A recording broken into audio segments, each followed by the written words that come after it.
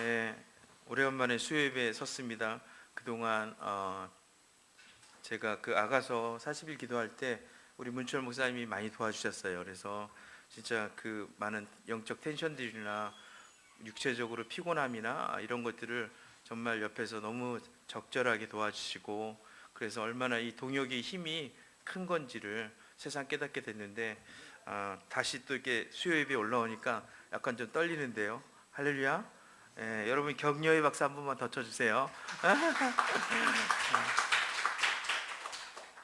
오늘 우찌하다가 보니까 갑자기 그 페이스북에 그 황수관 그 교수님이 이제 생전에 이렇게 출연했던 텔레비 프로를 갖다가 짤막하게 만든 영상을 저한테 이렇게 썸바디가 보내주셨어요.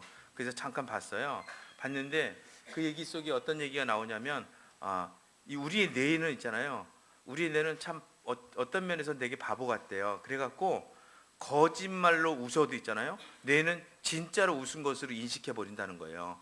그래서 우리가 웃을 때 우리 안에 건강한 호르몬들이 막 분비되고 우리의 모든 몸의 에너지들이 다 웃는 쪽으로 밝아지고 풀어지고 회복되고 자유케 되는 역사가 있는데, 근데 일부러라도 웃으라는 거예요. 억지로라도 웃고 거짓 웃음도 괜찮으니까 거짓말로 웃어도 90% 이상은 효과가 있답니다. 할렐루야. 우리 한번 웃어볼까요? 거짓말이라도 좋으니까 한번 웃어봤으면 좋겠습니다. 할렐루야. 시작하면 웃겠습니다. 시작. 이렇게 웃으면 안 돼요. 이렇게 웃으면 안 되고 조금 오버해 가면서 한번. 왜냐하면 그 통계학적으로 얘기할 때 그렇대요. 자매님들이 형제님보다 오래 사는 이유 중에 하나는 자매님들이 파한 대소를 한다는 거예요. 한 번 웃을 때 그 웃음을 주체하지 못하고 박장대소를 하잖아요. 형제들은 잘 안 웃어. 그러니까 결국 그것이 수명을 단축시키는 그런 역할을 한다는 거예요. 근데 자매님들이 웃을 때 있잖아요. 영적인 얘기를 하는 거예요.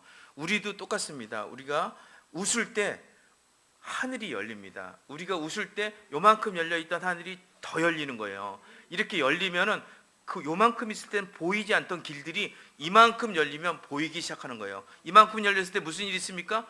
빛이 우리 안에 들어오는 거예요. 에베소 5장에 보면 빛이 어두움에 비침에 어둠이 견디지 못하더라. 빛이 우리 안에 올 때 내 안에 책망받아야 될 부분들이 드러나는 거예요. 책망을 받았는데 하나님 우리에게 부족함들을 보여주시는 거예요. 너 안에 이런 부족함이 있어, 연약함이 있어, 시커멈이 있어. 그렇지만 괜찮다는 거예요. 하나님의 책망 가운데 더 중요한 인사이트는 뭐냐면 내 안에 빛의 영역이 회복이 돼버리는 거예요. 빛이 회복돼 버리면 그 다음부터는 얘기할 필요가 없는 거예요. 모두 자체가 바뀌는 거예요. 여러분 어떤 사람하고 사업하고 싶습니까? 어떤 사람하고 여행 가고 싶어요? 웃는 사람하고 여행 가고 싶잖아요. 인상 쓰고 있는 분 앞에서 예배하고 싶습니까? 아니잖아요. 우리 하나님도 그래요. 우리 하나님은 소율이 문답 첫 번째가 뭐냐면 우리는 하나님의 이름을 영화롭게 하기 위해서 그분의 영광을 위해서 창조된 사람들이다, 이렇게 얘기하는 거예요. 그 얘기는 뭐냐면 우리가 맨날 인상 쓰고 있다가도 갑자기 하나님 그러면 갑자기 웃어야 된다는 거예요. 웃을 수 있다는 거예요. 우리 하나님 조폭 하나님은 아니잖아요. 억지로 막 몽둥이를 때려가면서 웃으라는 그런 건 아니잖아요. 근데 하나님이 얼마나 선하고 아름답고 인자하신지 그 하나님만 생각하면 우리 안에 어떤 연약함들도 어떤 무거움들도 어떤 죄들도 어떤 묶임도 다 끝나버린다는 거예요. 순식간에 무장해제 되면서 갑자기 웃을 수 있게 된다는 거예요. 미소가 살짝 젖은다는 거예요. 그 미소는 어떻게 됩니까? 큰 웃음이 됩니다. 크게 웃을 수 있는 사람은요, 그 사람은 성공하게 되는 거예요. 이 사람이 성공하는 신앙인의 생활을 가르치게 되는 거고, 이런 사람이 정말 믿음이 이기는 삶이 어떤 건지를 알게 되는 거예요. 이런 사람이 로마서 1장 17절에 얘기하는 것처럼 자기 의로 사는 것이 아니라 하나님의 의가 나타나서 나의 의를 무너뜨려버리고 나의 의는 오직 믿음으로 말미암아 살리라, 이런 얘기를 듣게 되는 거예요. 믿음이 세상을 이긴다고 그러잖아요. 이 믿음을 가진 자, 세상을 이기는 자, 세상을 정복하는 자, 그 이름을 티테디오스, 아무 염려가 없는 사람들. 티테디오스 한번 하겠습니다. 티테디오스. 여러분 까먹은 건 아니죠? 티테디오스가 뭔지? 아무 염려가 없는 사람들, 그런 뜻의 헬라어예요. 기독교인들, 초대교회 때 기독교인들을 향해서 티테디오스라고 얘기했어요. 우리가 느헤미야 기도 때 배웠잖아요. 우리 다시 한번 자기 영혼들을 향해서 잊어먹었지만 다시 한번 영적으로 선포하기 원합니다. 나는 티테디오스다. 우리 옆에 사람들을 향해서 선포해드리기 원합니다. 당신이 티테디오스였군요.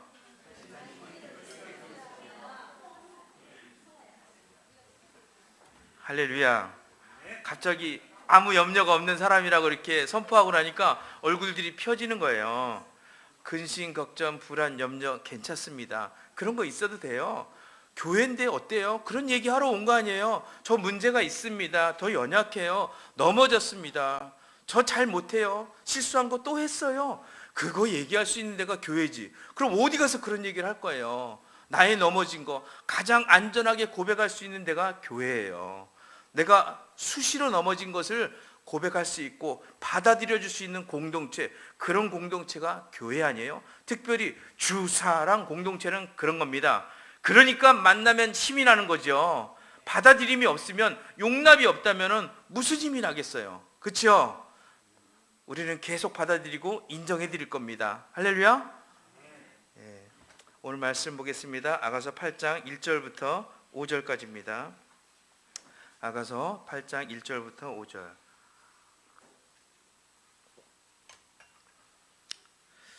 제가 1절 읽겠습니다. 내가 내 어머니의 젖을 먹은 오라비 같았더라면 내가 밖에서 너를 만날 때에 입을 맞추어도 나를 없인 여길 자가 없었을 것이라.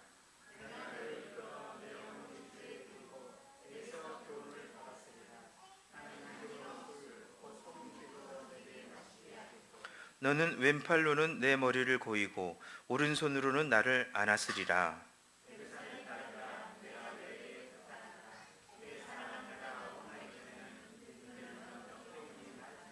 함께 있습니다. 시작. 그의 사랑하는 자를 의지하고 거친 들에서 올라오는 여자가 누구인가?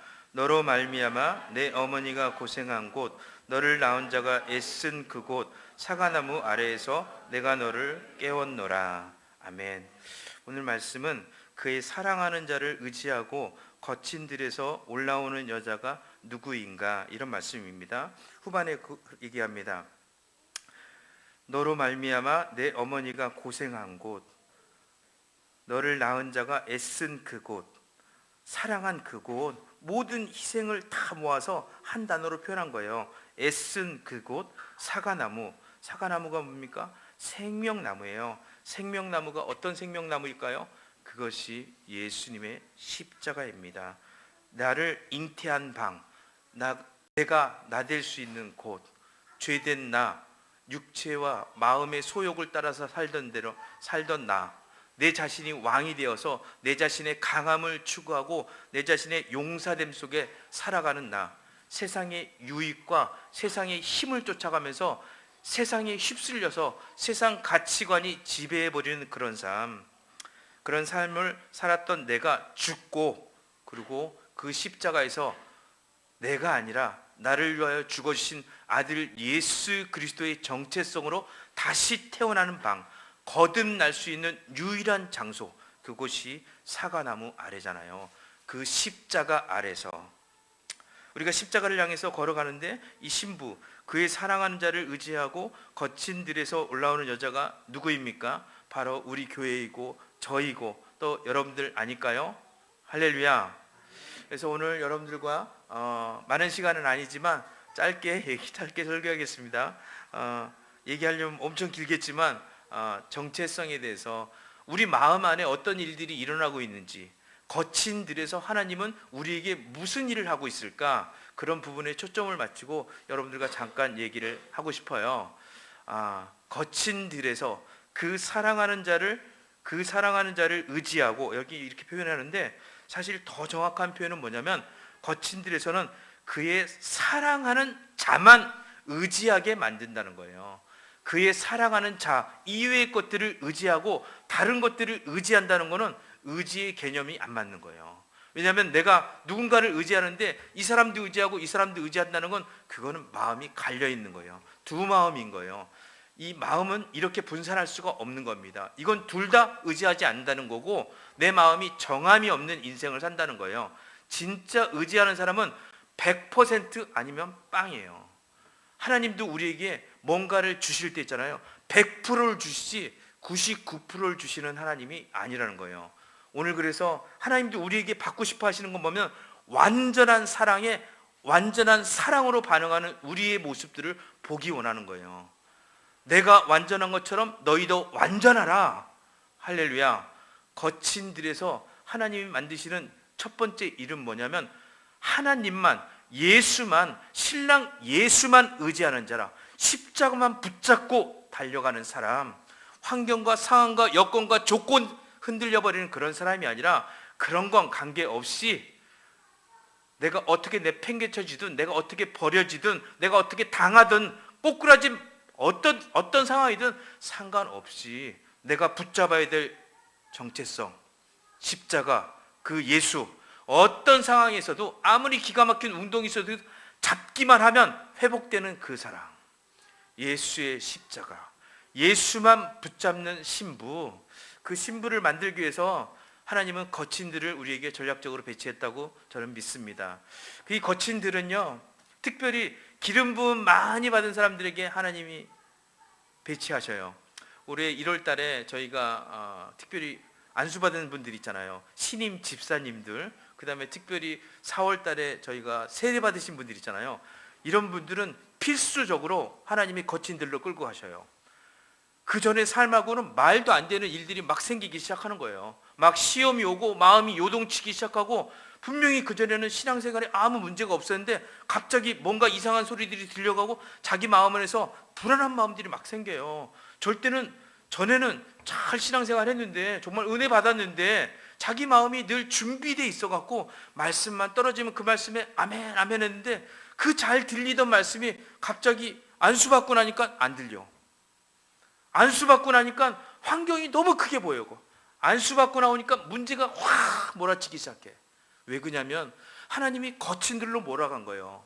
왜 그러냐면 기름 부음 받았기 때문에, 하나님의 택함을 받았기 때문에, 하나님의 특별한 용사로, 하나님의 도구로, 하나님의 영광을 담아낼 하나님의 그릇으로 택함 받았기 때문에, 그 인생이 영적으로 업그레이드 돼버렸기 때문에 하나님이 그 업그레이드 된 그 포지션에 맞게 하나님이 새 일을 행하신다는 거예요. 그를 준비해 간다는 거예요. 여러분, 다윗을 생각해 보세요.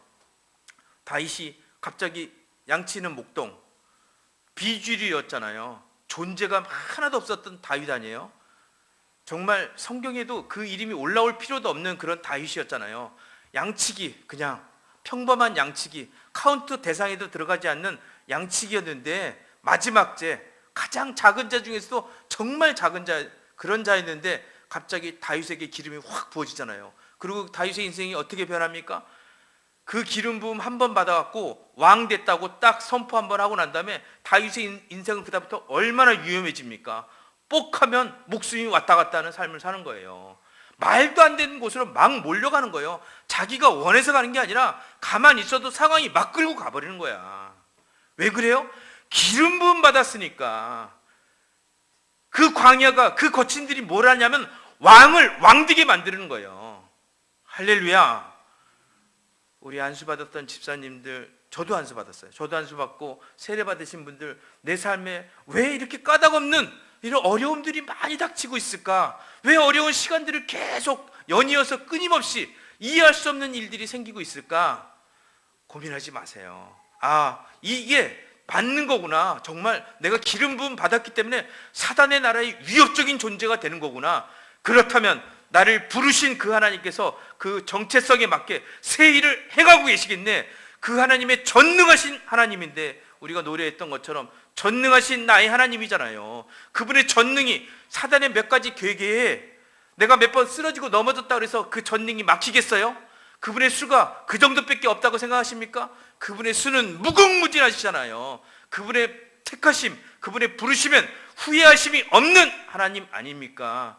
그 하나님의 부르심의 베이스는 뭡니까? 긍휼, 자비 아닌가요? 하나님의 끝없는 사랑, 영원한 사랑이 우리를 부르시는 거죠. 그 데스티니의 자리로 그 축복의 자리로 우리 모두를 부르시면서 하나님의 긍휼을 배우게 하고 하나님의 자비가 어떤 건지를 깨닫게 하고 하나님의 그 영원한 사랑, 아버지의 그 하트가 무엇인지 기름 부은 자들 마음 안에 깊숙이 새겨놓는 그 작업대, 그 거친들, 할렐루야, 거친들에서 만납시다.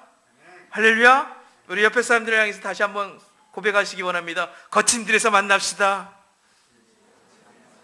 지금 우리가 거친들 가고 있습니다.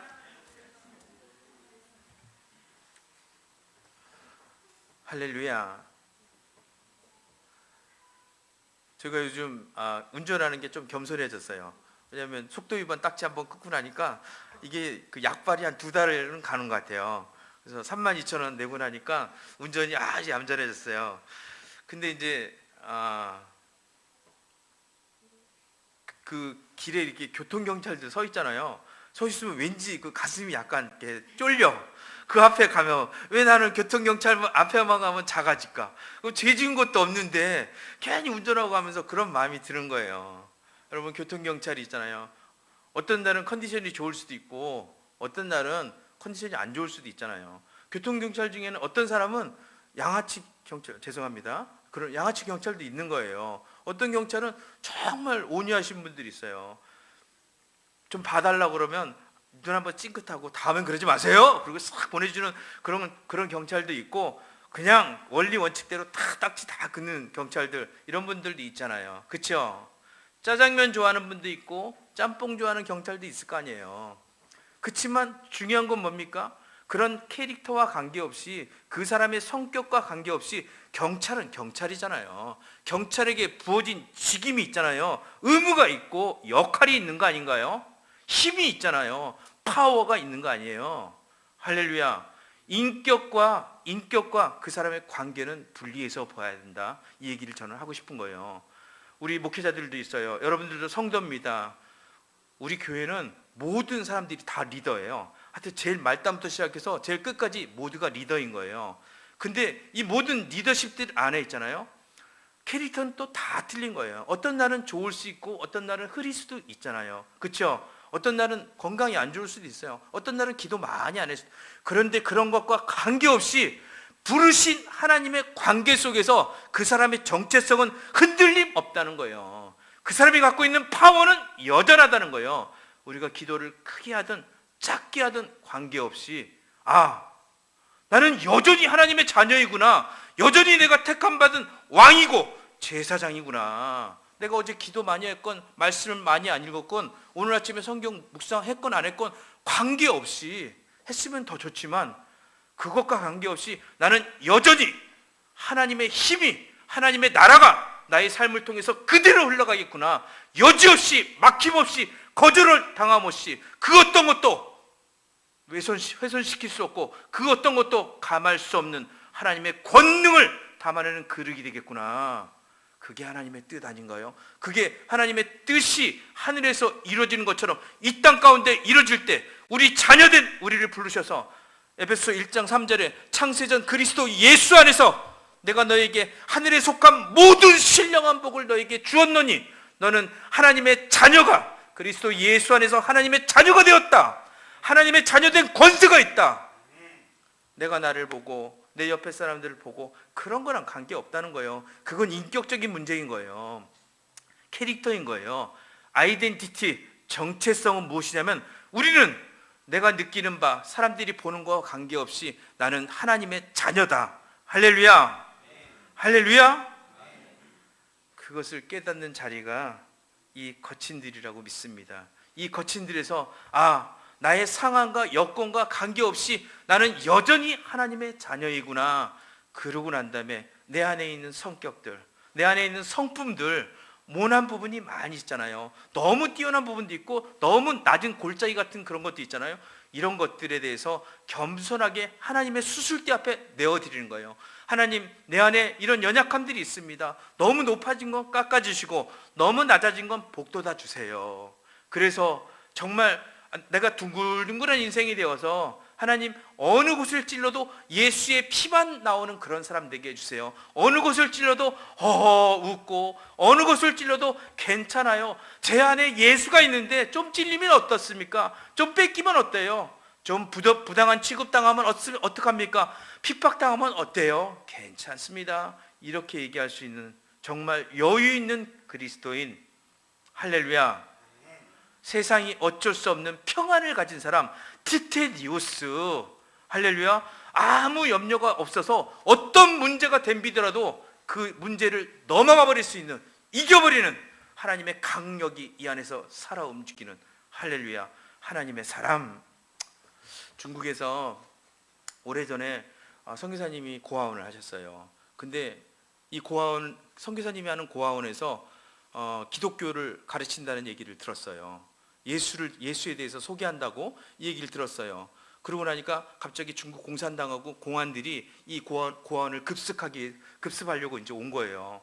고아원을 없애야 되겠다. 그리고 고아들을 다 잡아가고 선교사님까지 추방시키던가 어떻게 해야 되겠다. 공안들이 쫙 계획하고 온 거예요. 근데 마을 사람들이 미리 알고 고아원에다 얘기해 준 거예요. 선교사님 지금 공안들이 오고 있으니까 빨리 도망가세요. 선교사님 고민을 했습니다. 내가 이걸 도망가는 게 맞는 걸까? 아니면 그냥 여기서 잡혀가는 게 나을까?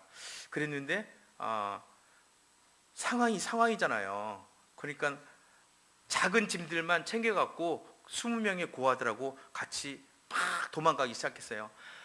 한참을 뛰어서 막 도망가다 보니까 나이가 어린 애들, 꼬맹이들은 막 안고, 선교사님이 여자 선교사님이에요. 여자 선교사님이 막 뛰어가는 거예요. 얼마나 힘들었겠어요. 그랬는데 갑자기 21명 앞에 떡 하고 황하강이 나타난 거예요. 엄청난 황하강이 팍 하고 나타나면 이제는 더 갈 데가 없어. 공안은 뒤쫓아오고 있고 힘은 다 떨어졌고 저 앞에 거대한 황하강은 배 한 척 없고 헤엄칠 힘도 없고 이제는 끝났구나. 선교사님 마음 안에 참 깊은 절망이 찾아왔습니다. 이거 어떻게 해야 되지? 큰일 났네. 여기까지인가 보다. 주님 감사합니다. 너무 고마워요. 여기까지 에바네셀 하나님, 나를 사랑하신 하나님 찬양합니다. 할렐루야. 겉으로 웃진 않았지만 그분의 마음 안에서는 웃음이 있었어요. 왜? 하나님으로 해서 웃게 되는 그 마음이 있었으니까, 하나님이 주는 평안이 있으니까, 하나님을 믿으니까 환경과 조건은 이랬지만, 그런데 한 여자애가 10살 먹은 여자애가 딱 선생님한테 오는 거예요. 선생님, 우리 기도해요. 그럴까? 어떻게 기도할까? 선생님, 우리 이 항아강이 갈라지게 해달라고 기도해요. 선교사님이 얘기했습니다. 미안하지만 난 모세가 아니야. 난 그냥 선교사일 뿐이야. 근데 이 친구가 그런 얘기를 한 거예요. 이 꼬맹이가 선교사님이 모세가 아닌 건 확실하지만 우리의 기도를 들어주시는 그 하나님은 모세의 기적을 이뤘던 그 하나님, 똑같은 하나님 아닌가요? 출애굽기 12장에 얘기하는 그 하나님, 우리의 기도를 들으셔서 홍해를 가르시고 요단을 가르셨던 그 하나님이 지금도 우리가 예배하게 하고 우리를 구원하셨고 우리의 생사복을 주관하셔서 우리의 10분 1초를 다 받으시는 그 하나님 아닌가요? 그 하나님의 영광이 고작 이 황하강 앞에서 꺾여버리는 그런 정도의 하나님인가요? 성기사님이 가슴을 치면서 무릎을 꿇었습니다. 하나님, 내가 주의 계집종이오니 주의 말씀을 이루어 주시옵소서. 하나님이 날 거친 들로 보낸 이유는 나의 삶에 말씀이 그대로 들어버리고 말씀이신 예수가 선포되기만 하면 상황과 환경과 조건을 뛰어넘어서 그 모든 걸 넘어서 말씀대로 이루어질지어다. 나의 삶을 주님께 그대로 드리길 원합니다. 당신의 말씀을 이루시옵소서. 내 통밥 갖고 사는 게 아니라 내 능력, 내 기름 부음, 나를 가지고 사는 것이 아니라 내 안에 계신 예수, 그 예수가 드러나는 그 삶, 만군의 여호와 사실은 하나님, 그분의 이름이 내 삶에서 절대로 만홀히 여김받을 수 없습니다. 내 목에 칼이 들어오더라도 절대로 그런 일은 없습니다. 주님을 신뢰합니다.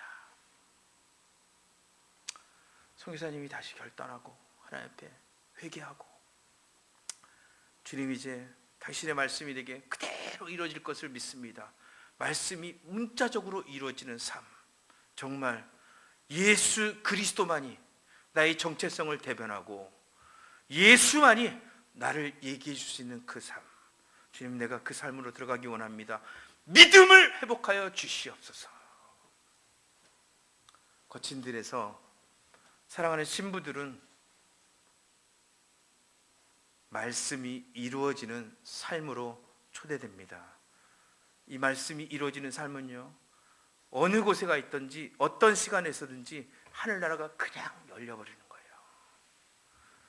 우리는 기도를 할 줄 아는 백성들이잖아요. 그렇죠?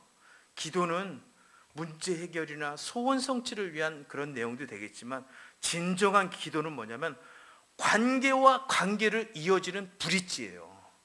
하나님과 나와의 관계가 어떠한지에 대한 이 정체성에 대해서 새롭게 각오하고 다짐하고 도전하고 인침받는 그 시간이, 그 통로가 기도인 거예요. 그래서 기도는 가슴과 가슴으로 해야 되는 거예요. 하나님의 뜨거운 불타는 가슴과 불타는 열정과 나의 냉랭해진 가슴이 만나서 다시 한번 그분의 데스티니가 회복되고, 하나님을 갈망이 회복되고, 하나님의 친밀한 가운데 내 안에 굳어졌던 모든 영역에 브레이크가 이루어지는 거, 진정한 돌파가 이루어지는 거, 하나님 무슨 말씀을 하시든지 그 말씀대로 이루어지는 삶이 나의 삶임을 믿습니다.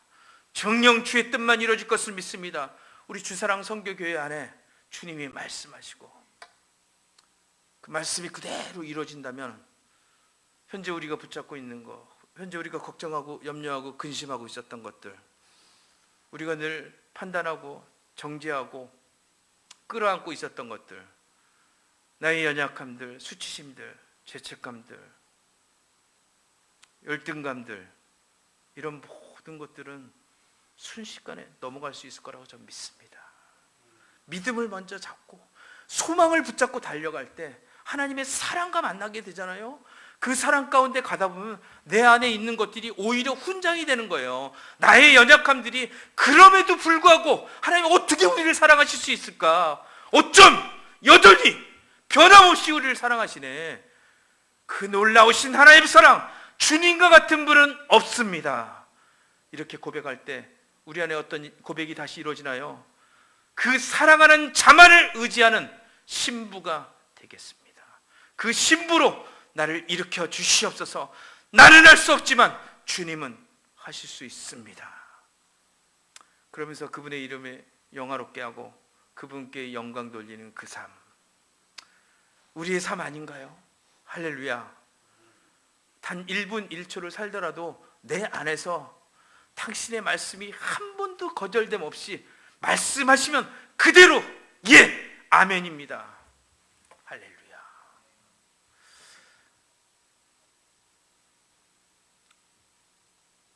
저도 여러분 앞에서 다시 결단하기 원합니다. 주님, 이제는 내가 상황이나 조건에 내 마음들을 빼앗겨버리는 것이 아니라 정말 하나님의 말씀에서 나의 정체성을 찾고, 오늘 이 말씀에서 상황보다 더 크신 주님, 내 안에 계신 크신 하나님의 그 권능이 나를 덮쳐버리고, 그래서 그 하나님의 성품들이 풀어지고 하나님의 긍휼이 부어지는 하나님의 도구가 되길 원합니다. 우리 진정한 기름 부음은요, 우리가 복음을 전할 때, 복음을 전하려고 그럴 때, 일어나 빛을 발하려고 그럴 때, 하나님께서 일어나 나와 함께 가자 초청하실 때, 그때 달려갈 때 하나님께서 기름 부어주시고 내 안에 있는 능력들이 증가되게 되고 그 기름 부음의 진정한 파워를 알게 된다고 저는 믿습니다.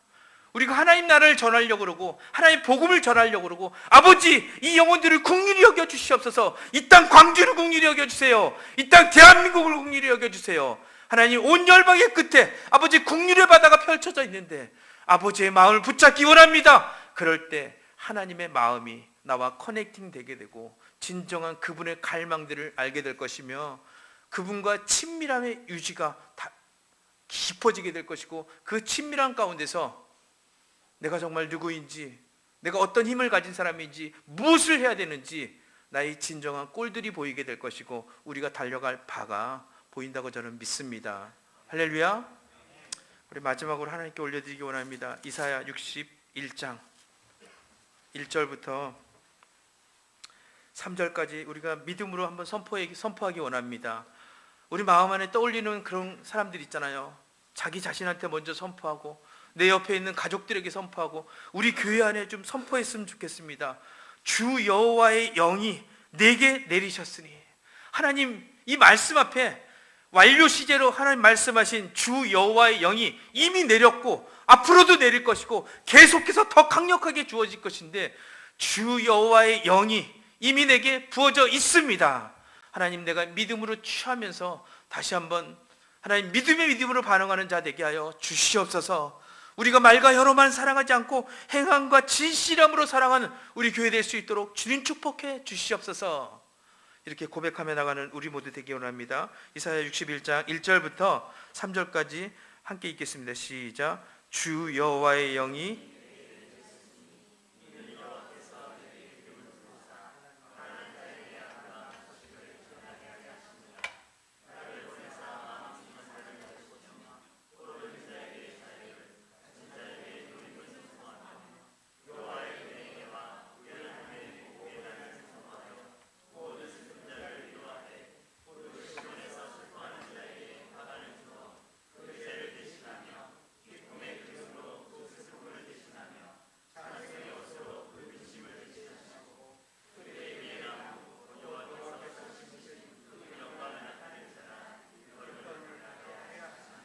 아멘, 아멘, 아멘. 여러분 아멘입니까? 아멘. 주 여호와의 영이 우리에게 내렸습니다. 아멘. 우리 예배팀 저 좀 도와주시겠어요? 우리 보좌 앞에 모였네. 찬양하면서 우리 잠깐 기도합시다. 하나님, 내 마음 안에 아직도 열리지 않은 문이 있습니다. 내 마음 안에 굳어져서 너무 오래전부터 굳어져 있었기 때문에 어떻게 해야 될지 모르는 그런 마음들이 있습니다. 닫혀있는 마음, 굳어진 마음, 꺼진 마음들이 있는데, 주님, 이 마음에 오늘 예비된 은혜의 비를 허락해 주시옵소서. 하나님, 그곳에 당신의 자유와 주님의 아름다움을 풀어 축복하여 주시옵소서. 당신의 영광을 반사하는 거울이 되길 원합니다. 하나님, 늘 상처만을 자랑하고 상처 때문에 더 상처받는 그런 사람들이 아니라, 하나님, 더 깊은 분리된 곳에서 나 혼자야 이렇게 고백하며 쓸쓸한 가슴을 붙잡는 그런 사람들이 아니라, 그 어떤 거친 들에서도 내가 너와 함께하라, 내가 너와 함께하리라, 내가 나의 강한 손으로 널 붙들리라, 진정 내가 널 도와주리라, 너는 내 것이라, 내가 널 존귀히 여겼노라, 내가 널 보배롭게 여겼노라, 이는 내 사랑하는 자고 나의 기뻐하는 자니라. 오늘도 말씀하시는 그 하나님의 음성을 들으며 하나님, 당신의 그 긍휼한 마음에 내 마음의 문을 열기를 원합니다.